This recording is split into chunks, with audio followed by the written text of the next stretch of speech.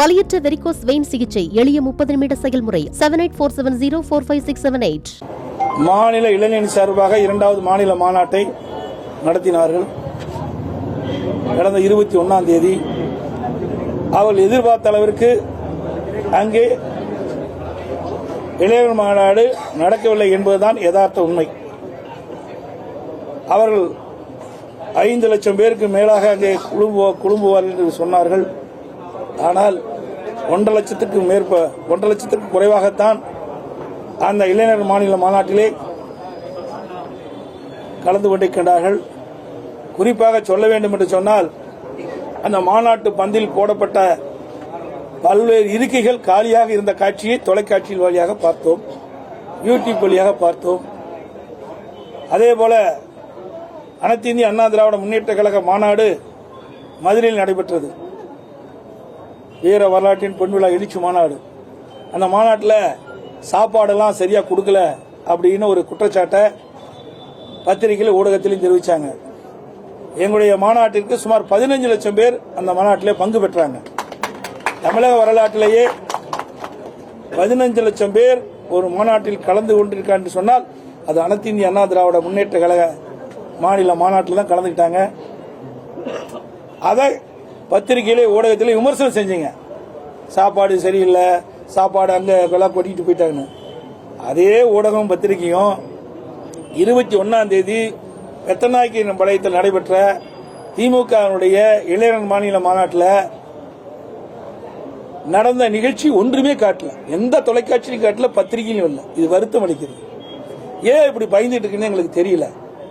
அங்க சாப்பாடு வேக சில பேர் சாப்பாட்டில் கையை விட்டு எடுத்து சாப்பிடுறது, அங்க இருக்கிற பொருள்களை அள்ளிட்டு போற காட்சி, இதையெல்லாம் யூடியூப்ல பார்க்க முடிஞ்சது. ஆனா தொலைக்காட்சியில வரல, பத்திரிகையிலையும் வரல. ஆகவே மக்களுக்கு உண்மை செய்தியை ஊடகம் பத்திரிகையும் மறைத்தாலும் இன்றைய தினம் நவீன உலகம், விஞ்ஞான உலகம், வலைதளங்கள் வேகமாக பரவிக் கொண்டிருக்கின்றது. அதன் மூலமாக மக்கள் பார்த்துக் கொண்டிருக்கின்றார்கள். நீங்கள் இப்படி உண்மை செய்தியை மறைக்கப்பட்டால் உங்களுடைய தொலைக்காட்சிக்கு தான் இழப்பு, பத்திரிகை தான் இழப்பு. ஏன்னா நாட்டு மக்களுடைய கவனத்திற்கு இருக்கின்ற செய்தி கொண்டு போய் சேர்ப்பது ஊடகம், பத்திரிகை. ஆனால் அண்மை காலமாக திராவிட முன்னேற்ற கழகம் செய்கின்ற எந்த தவறையும் சுட்டிக்காட்டினாலும் அதையும் பத்திரிகையில் போடுவதில்லை, தொலைக்காட்சியில் காட்டுவதில்லை. ஆக இந்த மாநாட்டில் இன்னொரு சுவாரஸ்யமா இருந்தது. திரு ஸ்டாலின் சொன்னாரு, 2021 சட்டமன்ற பொதுத் தேர்தலின் போது திராவிட முன்னேற்ற கழகம் ஆட்சிக்கு வந்தவுடன் நீட் தேர்வு ரத்து செய்வதற்கு முதல் கையெழுத்து போடப்படும். 2.5 ஆண்டு காலம் ஆச்சு. முதல் ஒரு கையெழுத்துக்கு பதிலாக பல லட்சம் கையெழுத்து வாங்கப்படும் என்று, நீட் தேர்வு எப்படி ரத்து செய்யும் என்ற ரகசியம் எங்களிடத்தில் இருக்குது என்று சொன்ன திரு உதயநிதி ஸ்டாலின் அவர்கள் சொன்னாரு. சுமார் 50 லட்சத்துக்கு மேற்பட்டவர்கிட்ட கையொப்பம் பெற்றதா சொன்னாங்க.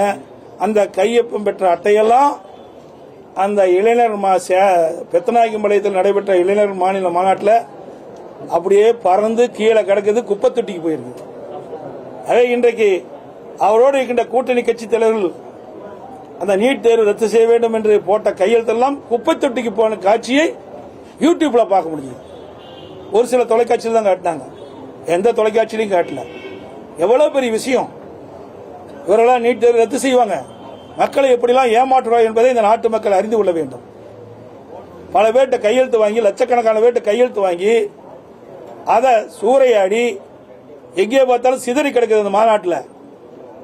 அப்படி என்றால் இந்த நீட் தேர்வில் இந்த அரசு எவ்வளவு அக்கறை செலுத்துகிறது என்பது இதில் தெல்ல தெளிவாக தெரிகிறது. இதெல்லாம் ஒரு நாடகம். மக்களை நீட் தேர்வு ரத்து செய்யப்படும் என்று மக்களையும் மாணவர்களையும் ஏமாற்றிட்டு ஒரு நாடகம் தான் இன்றைய ஆட்சியாளர் அரங்கேற்றிக் கொண்டிருக்கின்றார்கள். இன்றைக்கு இருக்கிற முதலமைச்சரும் அவருடைய மகன் திரு உதயநிதி ஸ்டாலின் அவர்களும். அதேபோல பல தீர்மானத்தை பத்தி இங்க கேட்டீங்க. ஒரு தீர்மானம் கூட மக்களுக்கு பயன்படுகின்ற தீர்மானம் இல்லை. எல்லாமே அவர்களுடைய புகழ் பாடுகின்ற தீர்மானம் தான் இருந்த ஒழிய திமுகவுடைய இளைஞர் மாநில மாநாட்டில் நிறைவேற்றப்பட்ட தீர்மானங்கள் எந்த தீர்மானம் மக்களுக்கு நன்மை பயக்கக்கூடிய தீர்மானமா இருந்தது? எதுவுமே கிடையாது. அது மட்டும் இல்ல, 2021 சட்டமன்ற பொதுத் தேர்தலின் போது 520 அறிவிப்புகள் வெளியிட்டாங்க. ஒரு சிலவற்றை செஞ்சாங்க.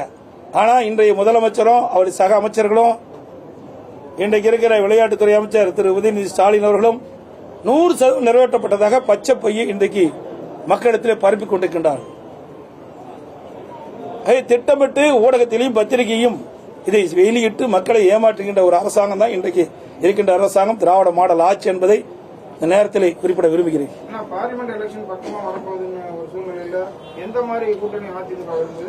நிச்சயமாக கூட்டணி அமைகின்ற பொழுது உங்களை எல்லாம் அழைத்து பேசுவோம். அது எப்படி சொல்ல முடியுமா? கூட்டணி எல்லாம் பேசப்பட்டு வருகிறது.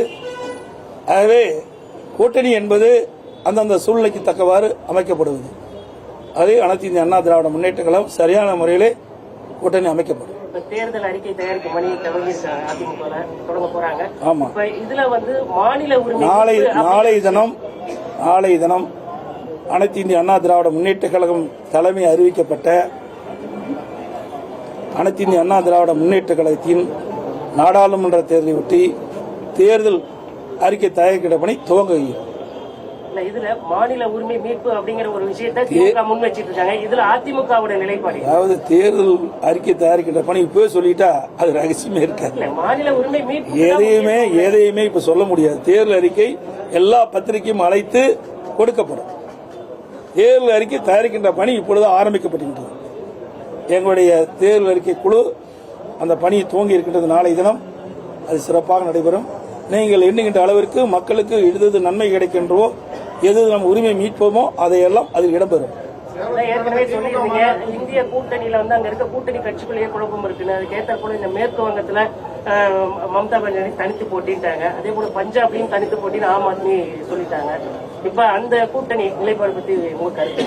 இதை நான் ஏற்கனவே பல முறை தொலைக்காட்சியிலையும் சொல்லிட்டேன், பத்திரிகை வேலையும் சொல்லிட்டேன். 26 கட்சிகள் வெவ்வேறு கொள்கை கொண்டு கருத்துக்கள் கொண்ட கட்சிகள் எல்லாம் ஒன்றாக இணைந்துதான் இந்திய கூட்டணி என்ற ஒரு அமைப்பை ஏற்படுத்துகின்றது. அது எப்படி சரியா இருக்கும்?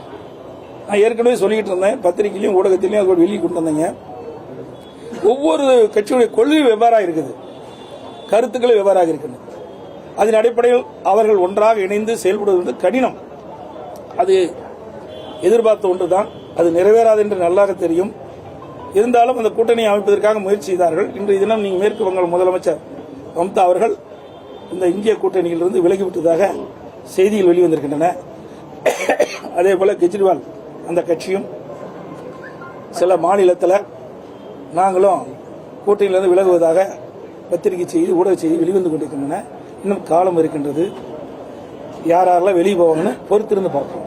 அந்த மாநாட்டில் வந்து அந்த பொதுச் செயலாளர், திமுக பொதுச் செயலாளர் வந்து அடுத்த 100 ஆண்டுகளுக்கு வந்து உதயநிதி வந்து கட்சி வழிநடத்துவார் திறமை இருக்கு அப்படின்னு சொல்லி பேசியிருந்தாரு. அது இல்லாம வந்து இதுல இன்ப நிதி அவருடைய மகனும் வந்து கலந்துட்டாங்க. இப்படி பார்க்கும்போது திமுக எதிர்காலம் எப்படி இருக்கு நினைக்கிறீங்க? பிரம்மாண்டமா இருக்குது.